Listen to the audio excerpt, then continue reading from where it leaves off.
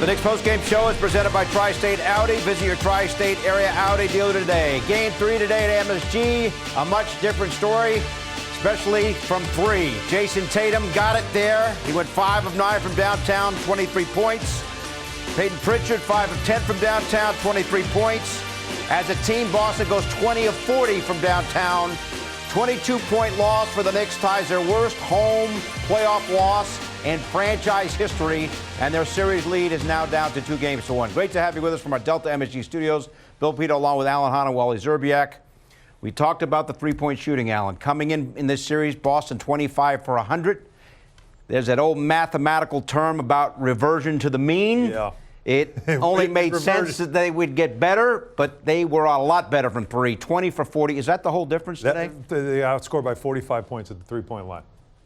I mean, what more is there to say? Like the Celtics, who were a three-point reliant team this year, they put up a ton, they make a ton, and they struggle with in the first 2 games. The Knicks absolutely struggle from 3. The problem is that you know they're going to take threes and they're going to make threes. When you aren't, especially early in the game, it felt like, Wally, those early misses just seemed to just take the air out of the building, played right into what Boston wanted to do. And the Celtics, by the way, they played a lot more of an honest game here. They got after the Knicks. They were called out. They were embarrassed after their first 2 games at home. You had to expect this kind of response, and the Knicks had no answer for it. That's where I think the issue is, the way the Knicks handled knowing that the Celtics were going to come out like this. Yep. They didn't show any resistance. They didn't show any fight. They didn't make the game close in the second half. The Celtics are going to remember that coming into Game 4.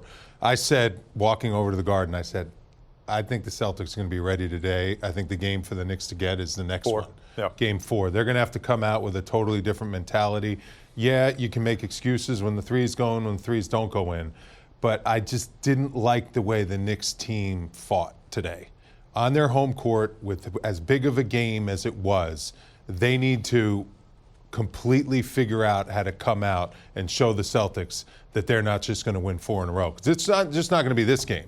Because they should have won the first 2 games, and the Knicks found a way to steal them. Mm-hmm. They better come out a completely different basketball team with a completely different mentality in order to compete in Game 4, because they did not compete today. It felt like, never mind, like early on again, the missed shots, a lot of them were in and outs. Listen, you can look at the box score and analyze the game, fine. But in the playoffs, it's between your ears. Well, this is why I was going here. Not in the box score, is fumbling the ball. The box score, I wouldn't even look at it. Did you hear what I said? I don't even care about it. Did you hear what I said? Yeah, no. Of course not. I'm not looking at the box score. Early in the game, fumbling the ball, not being able to grab a loose ball, grab a rebound, like they the look littlest nervous. things. The Knicks look nervous on their home floor, which is up strange. 2-0 against the world champs when you had them on the ropes.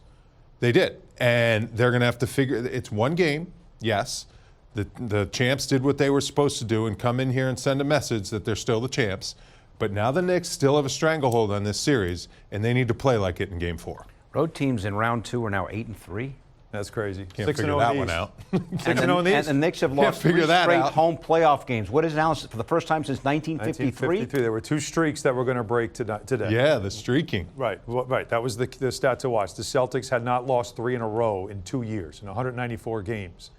The Knicks haven't lost 3 straight home playoff games in the same playoff year since 1953.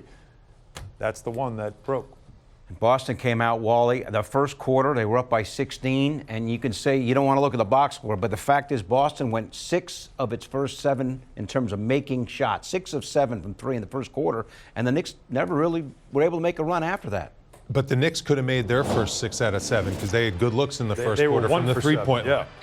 Mikal Bridges, the first possession, missed an open 3, then he turned one down. Yeah. And the Celtics saw that, and Celtics smell fear.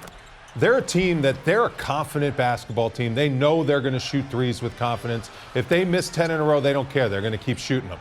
But if they see the other team isn't making and matching their open threes, they're going to blow you out of the water.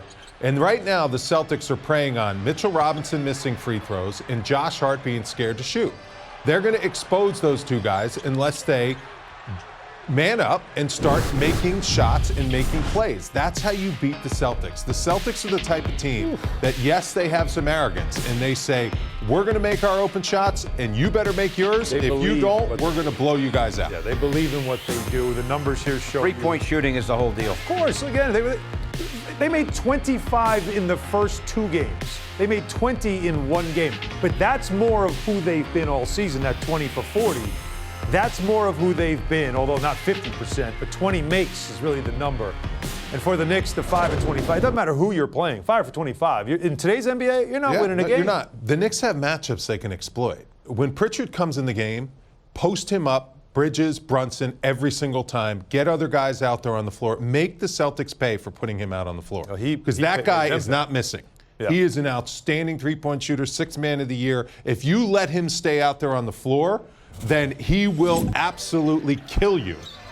Well, I mean, you got all guys turning down open threes to get him the shot because they know he's not missing. This guy is automatic. Horford was in the corner. He had an open look. He kicked it to Pritchard because that's how good of a shooter all his teammates know they are. That's at the buzzer first quarter, by the way. You got to know that's what he does. He's always at the end of the quarter, the buzzers. That's his thing. Yeah. And they let him get that one. That was momentum as well. Look at this. You need to manipulate matchups on the other end of the floor to make him pay for being out there on the floor defensively, and the Knicks have not been able to do that. And then he's really good in the pick and roll. Yep. Really good. Yep. We saw it all regular season. He torched the Knicks at the Garden in pick and roll, had big-time games. He really knows how to execute that play. And if the Knicks don't make him pay for being out there on the floor defensively, then they are going to really struggle to beat this team because when he's out there shooting that 3 like that, they're tough to beat. How about the mental warfare going on here? That's what it is. It has been really interesting. Missoula mental. is sticking to a couple of things that he's doing, and one of them is fouling Mitchell Robinson. Imagine the first quarter. First quarter, they were purposely fouling him, and that became also a side story. But that's not rocket science, also, Alan. Well, with 4 for 12. Yeah. He was 6 for 23 or something like that coming into the series, coming into this game from the game is at hand. Like you're up big. Keep doing. No, that's what I mean. You are trying to make him melt at that line. You don't feel bad for your opponent. I didn't say they should. I'm just saying that it's a very interesting side story. Yeah. And then the whole building got quiet. They're just trying to encourage Mitchell Robinson to make 1 free throw, and the poor guy, you could just see him struggle. Which I was hoping that maybe he would find his stroke, find his confidence, make 4 in a row, make 6 in a row, and then all of a sudden you flip the script. And if he could just find his stroke and find some confidence from the free throw line, then he would be an asset to have out there when they're doing that. At what point what does he have to shoot to negate the strategy? 50%? 50%, yes. If he does 50%, no more hack. If he's 50%, then the Knicks are winning because you want to get more than a point per possession. Like it's more like 1.2, 1.1 is what you want to be getting per possession, especially with the 3-point line and the way the Celtics play. The Celtics get way more than 1 point per possession. But at least you're not getting into foul trouble. At least you're not getting into the bonus early. Like there's a lot of negatives that come to that. But he's got to shoot at least 50%. If he's under 50%, they are going to keep doing this every second he touches the floor. Yeah. All right, so you total it up, and the Knicks lose by 22, 115 to 93. Game 4 is Monday night. Pre-game at 7, game at 7:30. Post-game comments from Tom Thibodeau coming up, and we're going to hear from Monica McNutt as well. Stay with us. The Knicks Post-Game Show is presented by Audi. Visit your Tri-State Audi dealer today.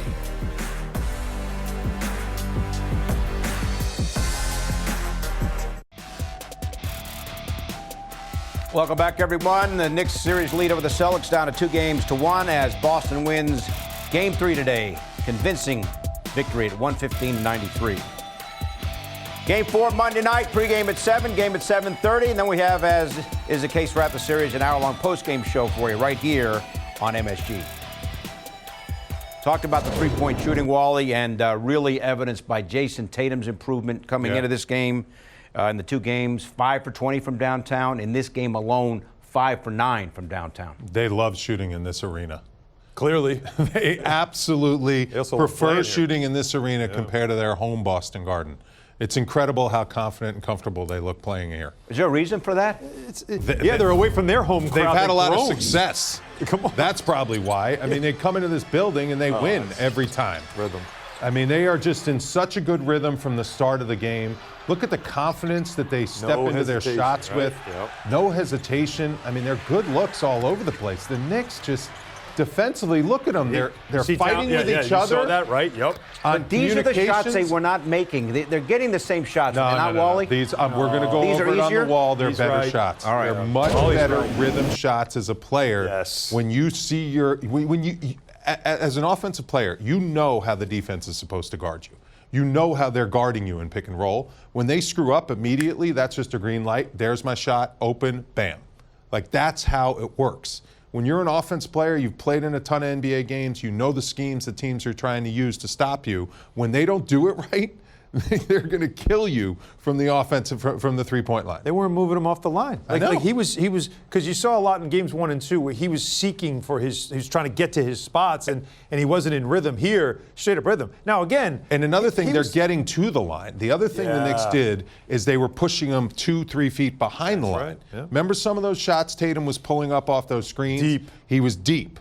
That's the thing. OG was getting into him right over half court. That's one thing the Knicks have to get back to. Defensively, you have to set the tone and be the aggressors and take the Boston Celtics off the spots where they want to be on the offensive end of the floor, and the Knicks were not doing that. When he went to he was 3 for 11 inside the arc. Like, he didn't have a great offensive game. It wasn't as if he was cooking. Yeah. His 3-ball was going down, and that was where he found his rhythm. But you got to keep playing him off the line. He doesn't want to drive. Right. You could tell he doesn't want to have to take contact. Is that because but of Anunoby? You can't give him those threes. He rather do that than have to go up against Anunoby. Not just Anunoby, it's everybody else that's He going to come and doesn't hit want him. to fall on that wrist again. I'm telling you, that wrist is still an issue. He can shoot with it. It's taped up. But anytime he gets banged and goes to the floor, like Jalen Brunson goes to the floor every time he goes to the basket. He gets hit a lot. He hits it, he ends up on the ground. Tatum does not want to deal with that. He can't deal with that with his wrist and what he's dealing with. So he's pulling up for jump shots in the mid-range and pulling up for threes. And he's still very talented. He can still be effective. But the Knicks have to know that. I think the Knicks have to be a little more physical with him. Yep. Try to, like, they hit Karl Anthony Towns on that injured thumb. Try to knock the ball out of Tatum's hands when he's got it around that wrist. That's part of the game. That's part of basketball. Tatum coming into this game was like 12 for 42 in the series before today. Yeah, I know. Yeah, again, because he is not 100%. I really don't think he's 100%. He made his threes, 5 and 9, but anything inside the he was 8 for 20. 8 for 20 is not a great percentage. Yeah.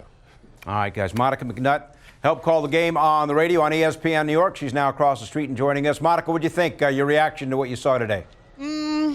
The first quarter was difficult because I felt like the Knicks got great looks and the ball danced on the rim and just would not go through the cylinder. And I think that's where you saw the Celtics gain their confidence, get out to that big lead, and then ultimately the Knicks really couldn't recover on that one.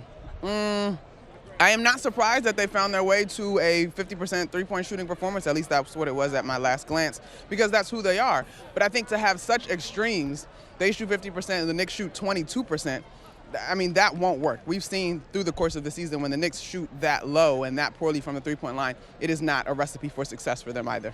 Yeah, Monica, you could feel it in the building. Those early shots that rimmed out or rolled out, it was just taking the air out. It almost felt like the pressure that the Knicks felt with the home crowd was similar to what Boston was feeling, or the Celtics were feeling in Boston with that home crowd, with every miss that they had. Was there that sense that you were in both buildings? Like the anxiety of the crowd almost affects the home team in this series so far? Well, I think this crowd, because of the way the first 2 games went, they hung. They hung later, Hahn, than I think they usually would, because they were still hoping that there was going to be some sort of comeback. I think the way you saw them try to rally around Mitchell Robinson is an indicator of that. Late in the third quarter and in the fourth quarter, when this team was hitting buckets, you got a reaction that made you think this game was closer on the scoreboard. But I will say that you can feel both crowds for sure. As I was making my way down here from our radio booth, the big question is, well, what do you think, Man? Like, what do you think for real in the stairwell? And so there still is an incredible sense of optimism, but they know that Boston Celtics, that team, is a group that should be respected.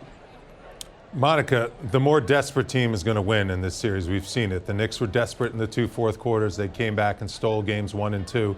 Today, Boston was the more desperate team, and they were the aggressors. How did the Knicks take that desperation back and get it done in Game 4? Well, Wally, I'm going to spin this back to you. Let's have a little bit of a conversation. Where do you see the three-point line playing into this one? Because coming into this one, I believe 48 of the 75 shots that the Celtics had taken in the 2 games as far as threes, 48 of them were statistically considered open. I don't have the numbers on tonight, but tonight I saw the ball moving in a way that it hadn't in the first 2 games for the Celtics, and they still ultimately ended up in what I'm sure will be counted as open looks. And so I guess the first question to me is, how can the Knicks tighten up their defense so that those are not there? Because I think if you make those shots a little bit more difficult, then the Knicks are going to have a better opportunity. And I will say this too, Wally. I know I said I was going to set you up for a question. I changed my mind. I think no conversation. I will All say. good. I will also say that I think it's really important that the Knicks get some movement and creativity in their offense. Jalen Brunson is absolutely Captain Clutch, and we've even seen down the stretch of the season OG Anunoby have moments where isolation works for him, or Mikal Bridges keep his dribble alive and ultimately get good results out of isolation basketball. But today, a couple of plays that stand out are when Jalen Brunson nearly gets trapped coming off of his screen and finds Josh Hart cutting down the gut of the paint. Like, I think the offense, when it is so slow and ISO-based, you only allow a great defensive team to be even greater because it's easier for them to load up and help, as opposed to giving them actions and movements that they have to guard. And so my 2 things are going to be defend the three-point line, and the offense has to be a little bit more creative to put the Celtics defense a little bit more off balance. All right, Monica, will you have a conversation with me? It depends. What you want to talk about, Pidto?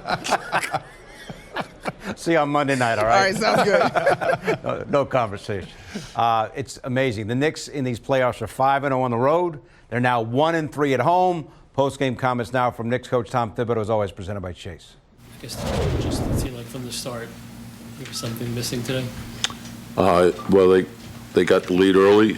I thought we missed some shots early that impacted us, and they got confidence early in the game. From our seat, it looked like there might have been a little defensive miscommunication throughout the game. Was there anything you saw on that end that concerned you from your guys? And again, I got to look at the film. We got in a hole early, and I thought that took some energy away from us. So, got to make our corrections, get ready for the next one. Coach, Boston, Crystal Rich. Coach, Boston really found their touch from downtown today. What was your overall takeaway from the perimeter defense? Yeah, obviously we gotta be better. They got some clean looks early, and they see it go in. That gives them confidence. Then it's hard to shut them off. So we have to have greater awareness. We can't allow missed shots to take away from defensive tenacity. And so we got to bounce back. Tom, any common threads you can see in the first quarters that are allowing them to get off to a stronger start than you guys have there? And again, it's the urgency that you have to bring to a game, to a playoff game, and we knew they would come out with aggression, and we got to make sure we're bringing aggression and force as well. And and again, there's going to be runs where you're not making shots, then you get going with your defense, get a couple of easy baskets, then all of a sudden you get rhythm. So, we got to be better, and we will be. On the hack of Mitch stuff, is there something you can do differently when they're doing it that much? Or? Yeah, just, and again, you got to make a decision between 5 and 2, and then you go from there. And, if he's making, he stays, and if he's not, we got to get him out. And then, is the impact in the game, is that more beneficial to leave him in? So there's a lot of factors that go into that. Tom, from your perspective, why didn't the group come out with the proper, intensity? Yeah, and again, I think the intent was there, but it was, sometimes if you impact, if you miss shots, you tend to not have the same type of energy, and there's a lot of different ways you could help to win a game. And so no one's going to shoot great every night. There's going to be nights you don't shoot it that well, but do other things to help the team win.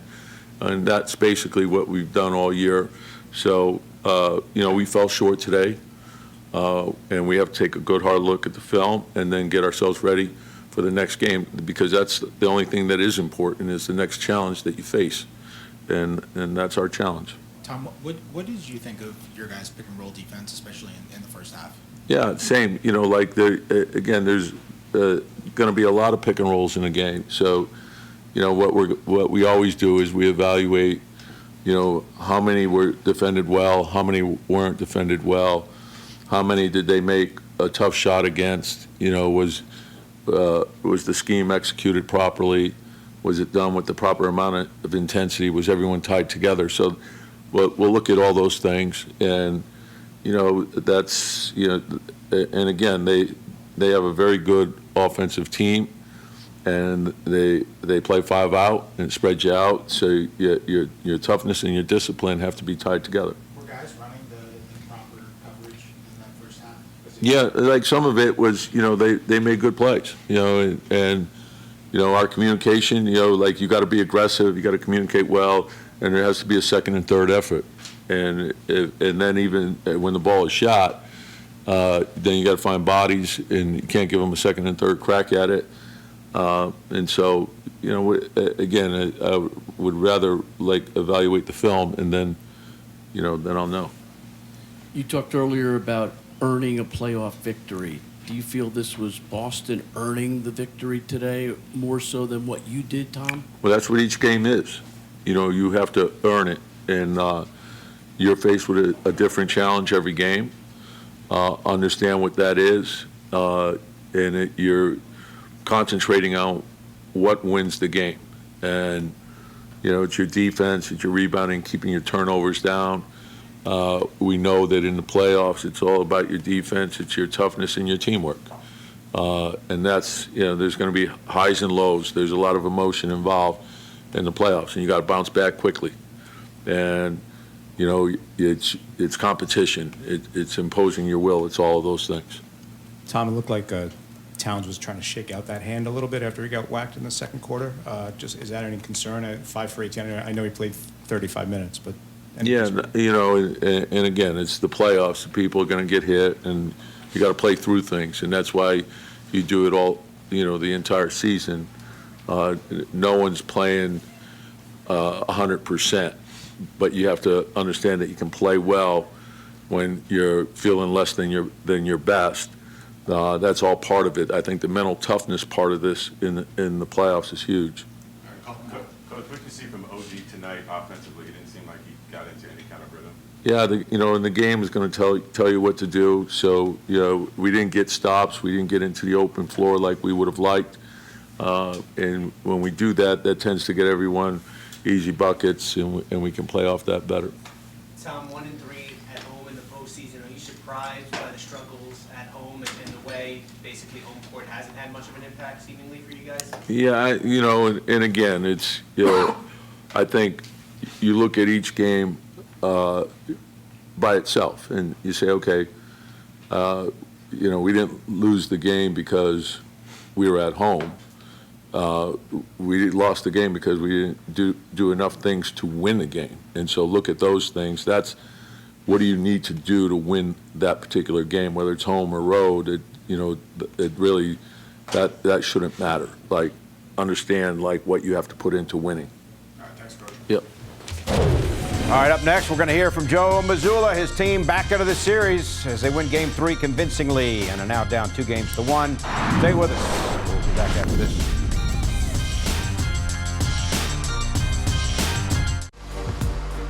Welcome back. Celtics back in the series. Beat the Knicks in Game 3 today, 115-93. Game 4 is Monday night. We'll see you at 7 for the pregame show. We have an hour-long postgame show after Game 4, as is the case throughout the rest of the series. Let's now listen into the postgame comments from Boston coach Joe Mazzulla. Joe, you talked on Thursday about the importance of countering their runs and being able to manage them. Felt like every time they started to go on one, you guys were able to cut that off before it became something more problematic. What were the keys to that? Not having live ball turnovers, valuing the basketball, rebounding, and not putting them to the free throw line. Justin, Noah, Jay in that order. Joe, you guys were able to hold up under 25 below 3 quarters, and the second quarter's under 26. What did you like most about what you guys did defensively? Yeah, I mean, we gave them some stuff that they hadn't gotten the first 2 games, but when you don't have live ball turnovers, it doesn't lead to transition opportunities, so we took away their transition, which kept them in the half court. And then, for the most part, we defended at a high level, and we were able to keep them off the glass a decent amount. But we had good rim protection down there, protect the paint.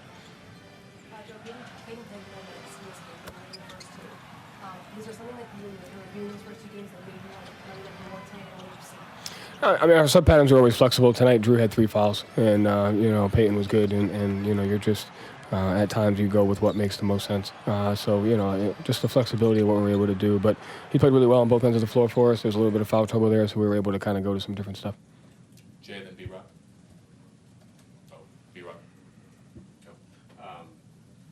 How pleased were you, Joe, just in terms of, it seems like you guys were eager to great quality looks out right off the bat and going at Brunson and Towns repeatedly, how just the method of attacking you guys offensively for the first of the night? Yeah, we had some empty possessions, but we played with the right intentions of getting the right pace, the right spacing. And we just have to continue to make those right reads, value the basketball. Didn't have 11 live ball turnovers. That helps a lot when you keep it in between the lines. And we did a good job of our spacing and making the right read. Gary, Jared, then Jared. Joe, how difficult, if at all, have the past 72 hours been in terms of just falling in that hole and then not at all? No, not at all. Why not, Joe? I mean, I've said it 1,000 times. There's no one way of how it's supposed to go. I mean, people that you get caught up when your expectations aren't met, and so there's no expectations there. We're on a path of trying to go after greatness, and you don't get to dictate the test that's in front of you. All you get to dictate is how you approach it and how you respond to it. So if you plan on doing this for a long time, trust me, it'll be a lot worse than those last 72 hours, and that's the perspective you have to have. So at the end of the day, we got a test in front of us, and I got a group of guys that I wouldn't want anyone else to be able to go through that. So this is the fun part. You don't get into the journey for it to be easy. So it's been dark, but in a good way. Dark? How dark? Like, what's that mean? I mean, like, you just got to tap into your darkness, and that's it. Like, so we got to do it. That's it. Tap into your darkness, boys. That is the key. Also helps to make your threes.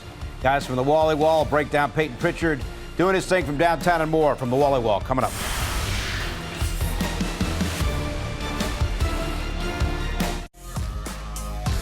All right, Game 4 is Monday night back here in New York at MSG. Pre-game at 7, hour-long post-game after the game. Game time is 7:30. Over now to the Wally Wall with Alan and Wally, guys. Well, so much talk about Jason Tatum and what he's doing, Jaylen Brown, what he does. You forget about the 6 men of the year. You can't. Peyton Pritchard, who in the first 2 games of the series was only 5 for 14 from 3. You thought you had him under control. He goes 5 for 10 in this game, Wally. How'd he get open? Well, Knicks made some mistakes, and when you make mistakes against this Celtic team and they get good looks, they're going to make you pay.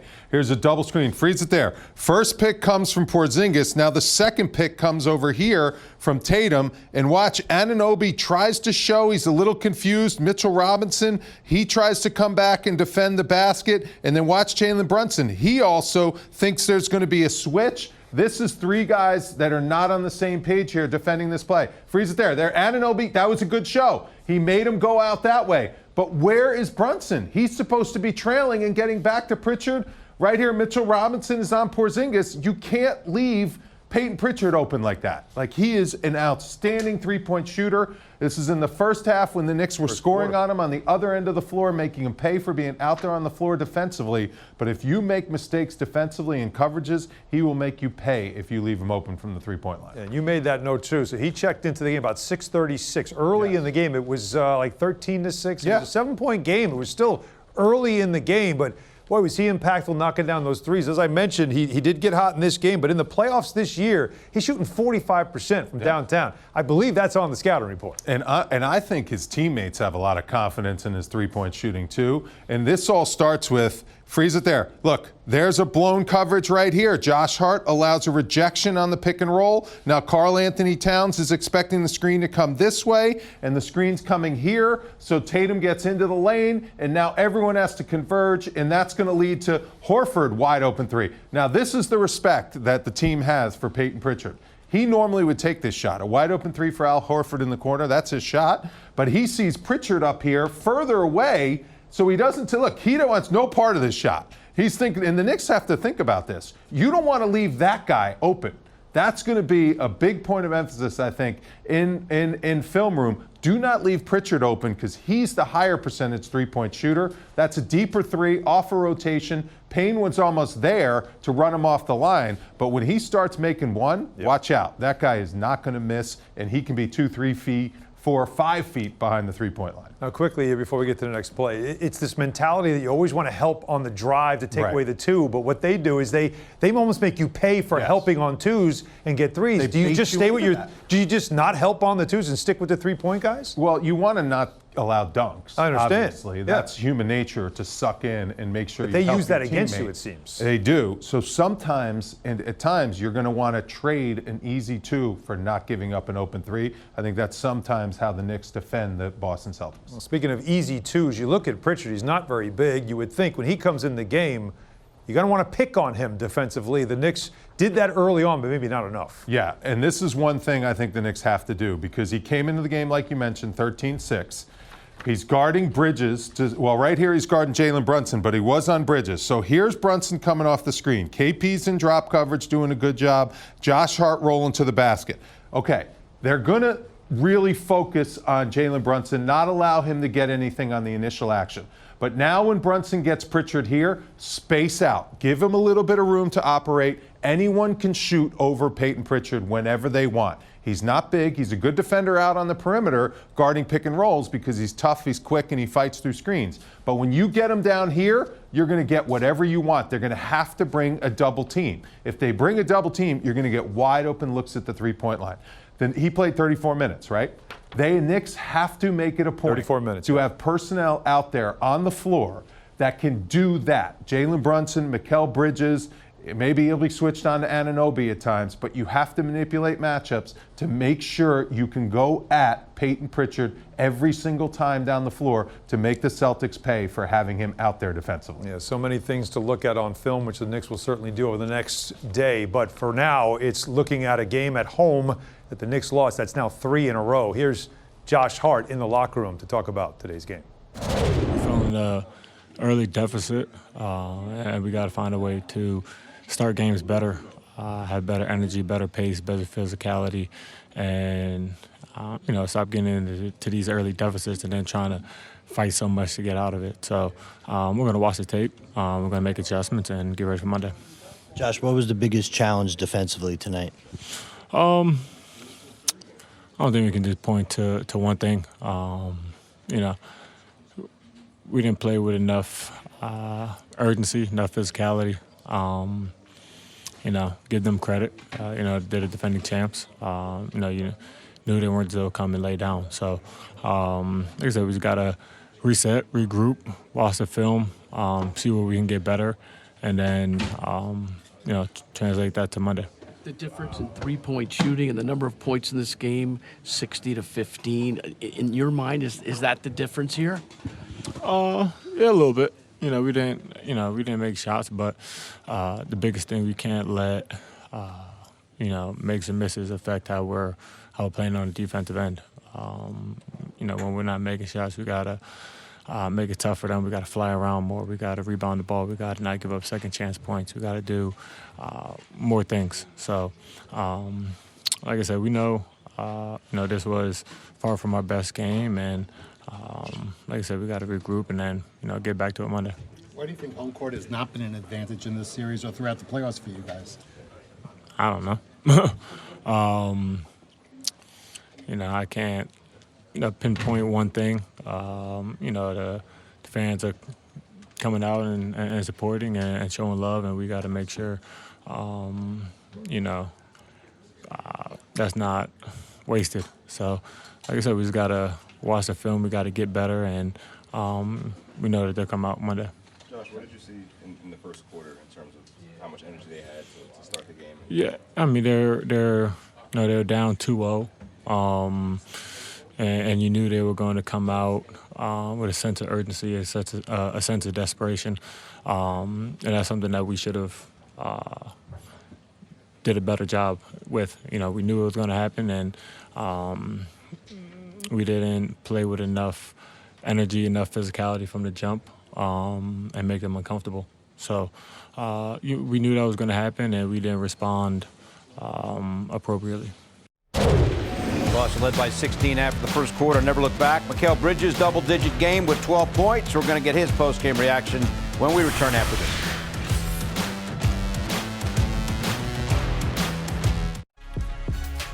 Welcome back, everyone. The Celtics beat the Knicks tonight in game number 3, 115-93. So the Knicks series lead is down to 2-1. Knicks will try to go 3-1. Game 4 Monday night. Pre-game here at 7. Hour-long post-game after game number 4, as is the case throughout the rest of this series. Mikal Bridges for the Knicks, 12 points in the loss. Let's listen into him post-game.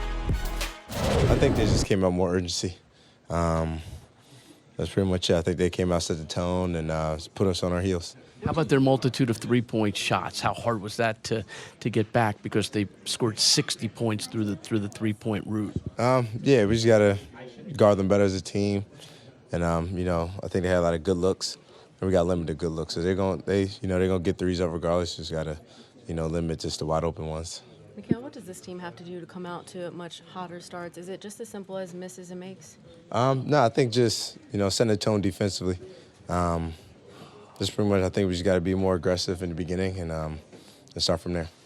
Did you expect the defending champs to come out with that kind of vigor? For sure, man. That's who they are, and they knew it was gonna be tough, especially, and we just I think we might have let human nature get to us a little bit, but I think they just came out more urgent, knowing that they're down, but we tried.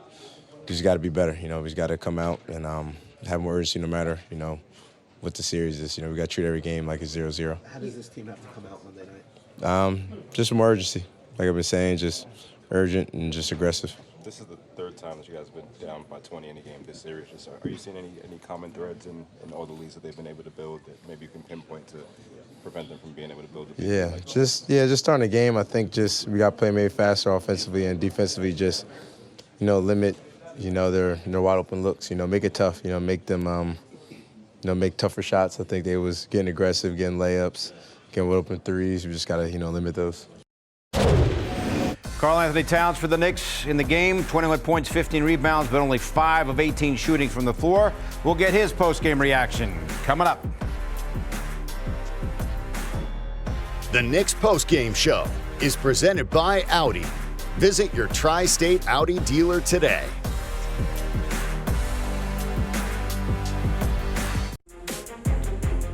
All right, so with the Celtics winning Game 3, we have Game 4 Monday, and we now know there will be a Game 5, and that's Wednesday at Boston. Pregame will be 6:30, game at 7, or pregame Monday is at 7. Karl-Anthony Towns now, after the game, he went for 21 and 15. Tonight, from the perimeter defense, that might have been different from the first 2 games, because it seemed like they were able to get going. It's not just perimeter, it's all of us, it's a team game. And, from, perimeter to, backline, for me, my job, we just didn't do enough today to, like I said, execution. We didn't execute at a level I told y'all we needed to execute to win tonight. They're the defending champions for a reason. So they show their mettle tonight. Some of were saying that you knew they were going to come out with intensity as defending champs. I think we all knew, including y'all, so. Someone, Josh was saying maybe you guys didn't match it. No, it's obvious we didn't match it. We just didn't execute at a higher level. I think sometimes you can always say, you're not making shots, so that's how they're up. But we made it. We gave them too many good looks, and they capitalized on it, and we just didn't do enough to put ourselves in a position to win tonight. Carl, I know you guys have won your road games, but disappointing to be 1-3 at home in the playoffs. It's disappointing to lose in general. It doesn't matter if it's home or away. Obviously, you want to win in front of your fans, but regardless, wherever we could get a win, we'll take those W's. Just didn't do enough tonight to come out to win. Carl, where can you guys find that urgency from the jump, rather than you guys find yourself at a big hole? It's the NBA playoffs. You gotta. We all got to walk in with that kind of urgency. It shouldn't be something that we have to tell people to do. So, it falls on all of us to, come in with that kind of urgency, that desperation, that will. Not when we're down 20, to start finding a way to win. We got to find a way to win when we're, tied up with them. Is there a common thread in going behind 20, like you mentioned? Just not executing. enough. I know I'm gonna say the word, and you're not gonna get tired of hearing me say it, but it's true. The team that executes, the most, and for the longest duration of time, usually ends up winning in the playoffs. And we just didn't execute enough early on too, and we gave them confidence. They started hitting some shots, and just unfortunate we couldn't match up with them with their offensive firepower at the time. So it put us in a hole, and we just never found ourselves like usually getting out of the 20-point hole and finding a way to tie the game and win the game. We just couldn't do that tonight. I told y'all last time we can't afford to keep doing that type of game. We're gonna, it's gonna cost us. Back now from the corner of the three, presented by Michelob Ultra Superior Light Beer. Wally, the psychology of the three. The teams that hit the three, they get the momentum. They start feeling good about themselves. It's discouraging for the other team. You miss the three. It seems like as we watch these games night after night, it just impacts you psychologically when you're missing threes. It's also the psychology of the favorite. The Celtics know they're the favorite every time they set foot on that floor. So therefore, the margin error for the Knicks is smaller. They have to be the aggressors. If they're not the aggressors, the Celtics are going to blow them out every single game. And they came out at the beginning of the game. The Knicks got some good looks. I love what Mikal Bridges was saying. Yeah. We were not the aggressors in this game. If they let Boston to dictate the tempo, dictate the aggressiveness, dictate where they're getting their shots, how they're getting their shots, Knicks have no chance. They can't match them skill-wise. They can't match them shot-making-wise. That's just not how they play. The Knicks have to be the team that's the tougher, grittier, more physical, and they have to be the aggressors to start this game or they will lose like this again. Yeah, it felt like they didn't come out with a purpose. Yeah. Right? Like have a purpose. Think to yourself that you were afforded the ability to win two games that you trailed for the majority of the time. I mean, 80% of the minutes of the first two games, the Knicks were trailing. So you were afforded this ability to be up 2-0, coming home. The purpose was put this team out. Get that third win. You're at home. That's why you had to play like feel you did in the first two fourth quarters. Well, yeah.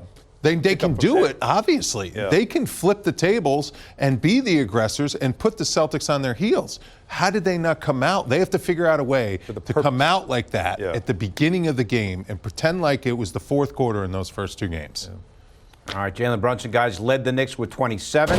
We'll get his post-game comments coming up. In fact, he had a game-high 27. So hear what the captain has to say when we come back right after this.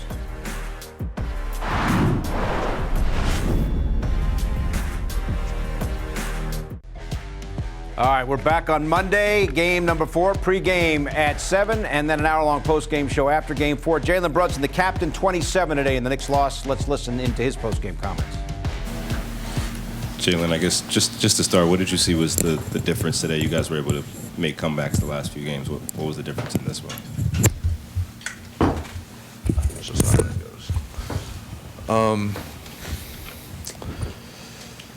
They were 20 or 40 from 3, and so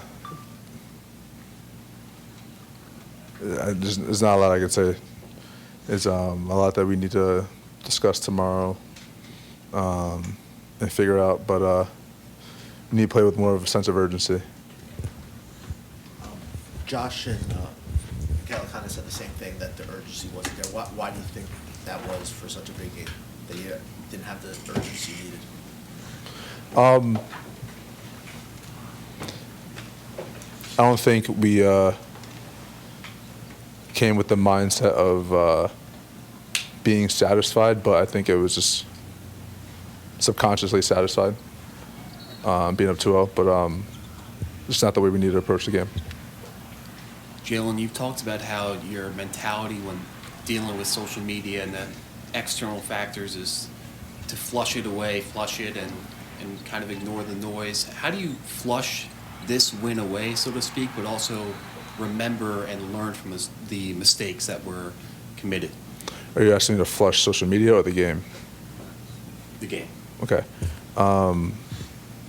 It's not really a flush situation. We got to learn from it. I mean, obviously, it's not a game where we did a lot of things particularly well, but we got to learn from it. It's not something that we can just flush. Jalen, you were caught on a lot of switches in the post on Al and Jalen. Schematically and from an execution standpoint, what did you see from the defense tonight? From our defense? Yes. Not covering three-point line well. find myself in situations where I'm on guys, obviously in the post, but I'm gonna put up a fight regardless, and just force tough contested twos when I'm in a position like that. So, but we need to go to the 3-point line a little better. Jalen, obviously we don't know what specific coverage you guys are supposed to be in a certain place defensively, but it felt like there was a lack of communication more so tonight than other nights. Would you chalk that up to some of the kind of miscues on that end from you guys? Yeah, it's definitely a part of it. I think it falls under the same umbrella as like the urgency part. We need to have that on Monday. All right, Wally, he said urgency a lot. It seems like the key Monday night's going to be the start. We're all going to be focused on the start, are we not? Start's going to be huge. Got to come out and show this team that you're a team to contend with, and the Knicks did not do it to start at home today. You know what they need? See this guy's tie? It's got wolves on it right there. Those are 2 wolves. Yep. You need a wolf. You need a killer instinct. Yes. Who's the killer out there? Who's coming in ready to attack from the beginning and make them pay for losing those 2 games? And wolves also smell fear. And the Celtics smelled some fear. Well, who's going to be a wolf? All right, we got Game 4, pre-game for you at 7, hour-long post-game after Game 4. Celtics back in the series as they win by 22 over the Knicks, going 20 of 40 from downtown. Knicks series lead down to 2-1. Have a great day tomorrow. We'll talk to you on Monday night, everybody. Want more than just a post-game show? Link your eligible TV subscription to stream Knicks games free or subscribe today in the Gotham Sports app. Just go to gothamsports.tv to learn more.